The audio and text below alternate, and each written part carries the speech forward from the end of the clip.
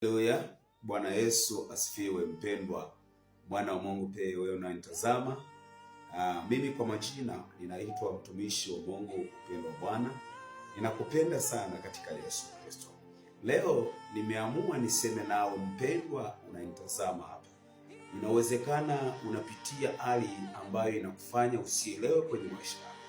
Lakini leo nataka niseme nao kwamba inawezekana upo mkono wa shetani ambao umesimama kwenye maisha yako. Isitoshe, pengine ufanikiwi, pengine ubarikiwi, pengine auwi juu. Kuna uchawi ambao umesimama kwenye maisha yako. Nataka nikwambie, upo uchawi mkubwa kwenye maisha yako ambao unakutesa mpaka hapo ulipo. Pengine ufanikiwi, pengine ubarikiwi, pengine hata ukiomba kiasi gani huwezi kufanikiwa. Pengine hata ufanye kazi kiasi gani huwezi kupata kile unachohitaji. Listen to me. Kuna uchawi ambao unatembea kwenye maisha yako. Kuna maneno, inawezekana kuna mtu alikutamkia maneno ya kwamba hutokuja kufanikiwa, ya kwamba hutokuja kubarikiwa. Kuna mtu alikutamkia ya kwamba hutokuja kuzaa kwenye maisha yako. Kuna mtu alikutamkia ya kwamba hutokuja kununua gari kwenye maisha yako. Kuna mtu alikutamkia kwamba fulani hutokuja kujenga nyumba hata siku moja. Kuna mtu alikutamkia fulani kwamba hautokuja kumiliki fedha kuanzia 100,000 mpaka milioni. Kuna wengi wao ambao wanamiliki kuanzia 100,000 mpaka 200,000 mpaka 500,000. Milioni hajawahi kufikisha. Kuna mtu alikutamkia wewe uchawi kwamba fulani hutokuja kumiliki milioni 1 kwenye mfuko wako. Kuna mtu alikutamkia kwamba hutokuja kupata amani kwenye maisha yako, na ndio maana unateseka. Leo sasa ninataka useme na Bwana.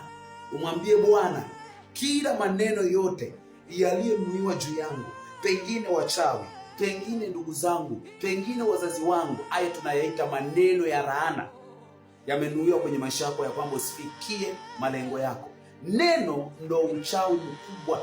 Hakuna uchawi mkubwa duniani kama maneno. Listen, nataka kuanzia sasa, mpendwa unanitazama, vunja maneno kwa kile unachopitia, kwa hiyo shida unayopitia. Kama walikutamkia ya kwamba hutokuja kufanikiwa, vunja, sema nakataa hayo maneno walionuia kwenye maisha yangu kwamba sitokuja kufanikiwa. Kuna watu walikutamkia hutokuja kununua gari, sema nakataa maneno ya kutonunua gari mimi. Kataa kila maneno yote yaliyonuiwa kwenye maisha yako. Uchawi mkubwa duniani ni maneno. Mtu anaweza kutamkia maneno, akakunuia maneno kwamba utakuja kufanikiwa na kweli usifanikiwe. Mungu akubariki unanitazama. Na nakuombea kila neno lolote lililonuiwa kwenye maisha yako kwamba utakuja kufanikiwa, livunjike kwa jina lake Yesu. Walikutamkia utokuja kuolewa, hilo neno livunjike kwa jina la Yesu ukaolewe. Walikutamkia utokuja kujenga nyumba, hilo neno nasema livunjike kwa jina la Yesu ukajenge nyumba.